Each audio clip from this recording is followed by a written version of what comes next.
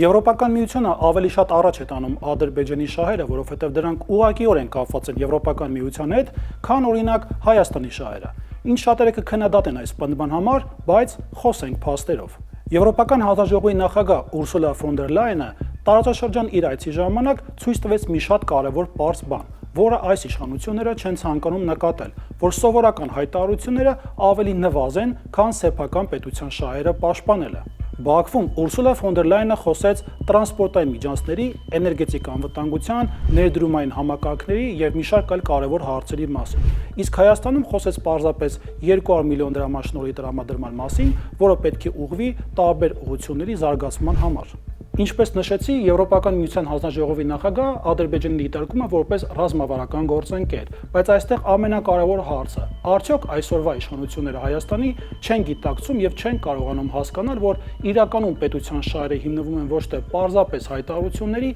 այլ սեփական պետության շահերի հիման վրա։ Եթե ծանոթ թեթև անենք Բաքվում եւ Հայաստանում կատարած այցերը, ապա մի պարզ բան կարող ենք արձանագրել։ Իրականում այն հանդիպումները եւ քննարկումները, որոնք տեղի ունեցել Բաքվում, ավելի մեծ կշիռ ունեն, քան Հայաստանում տեղի ունեցած քննարկումները, որովհետեւ դրանք առաջերտին կապված են ռազմավարական նշանակություն ունեցող էներգետիկ համակարգերի, տրանսպորտային միջանցքերի եւ մի շարք այլ կարևոր հարցերի շուրջ, հենց որը վերաբերվում է Բաքվին, քան օրինակ Հայաստանում կատարված այցի եւ դրանով արձանագրված այսպես կոչված հաջողությունների մասով։ Այստեղ ինձ համար մի շատ կարևոր իրականություն է առաջ գալիս։ Շատերը մեր հասարակության մեջ մեղադրում են Ռուսաստանի Դաշնությանը 2020 թվականի պատերազմից առաջ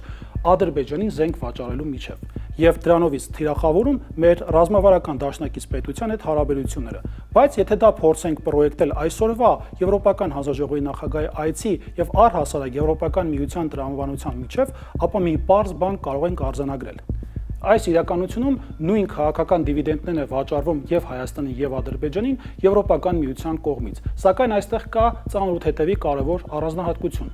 Մի կողմից Եվրոպական միության հանձնաժողովի նախագահը Բաքվին դիտարկում է որպես ռազմավարական գործընկեր, իսկ մյուս կողմից Հայաստանին տրամադրում 200 միլիոն եվրոյի դրամաշնորհ, որը ըստ էության ռազմավարական նշանակություն չունի։ Հետևաբար այն պնդումը, որ Եվրոպական միությունը ավելի շատ առաջնորդվում է իր սեփական տարածքային շահերով, քան ուղղակիորեն առաջ տանելով Հայաստանի այսպես կոչված խաղաղության օրակարգը, որը ինքնին հենց բխում է Ադրբեջանի պետական շահերից։ Սա նշանակում է, որ արտաքին քաղաքականությունը չի կառուցվում պարզապես տարրական համակրանքի վրա, այլ առաջնորդվում է տվյալ պետության ազգային շահերից կամ պետական շահերից։ Եվ եթե յուրաքանչյուր պետություն չի կարողանում տիրապետել այս տարրական բանաձևին, ապա քաղաքական բանակցությունները եւ առհասարակ հարաբերությունները գերտերությունների հետ վերածվում են պարզապես մանրադրամի։ Այս իշխանությունները հիմնականում շահարկում են այսպես կոչված կայացած խաղաղության փաստը, բայց մի կարևոր առանձնահատկություն բաց են թողում։ Հայաստանի շուրջ տեղի ունեցող յուրաքանչյուր զարգացում կամ տարածաշրջանային յուրաքանչյուր զարգացում առաջ է գնում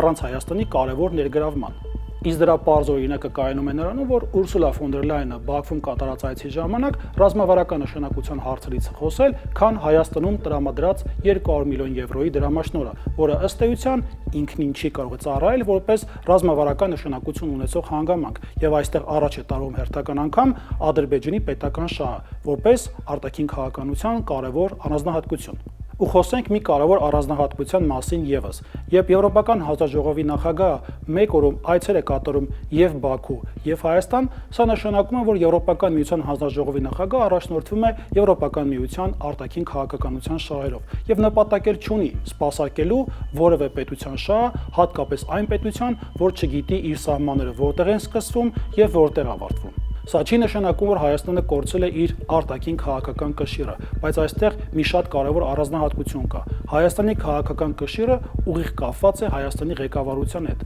Եվ ինչպես մեր ժողովուրդն է ասում, ասա ով է ընկերդ, կասեմ ով ես դու։ Իսկ այս պարագայում ասա ով է պետության ղեկավարդ, կասեմ թե ով է պետությունդ։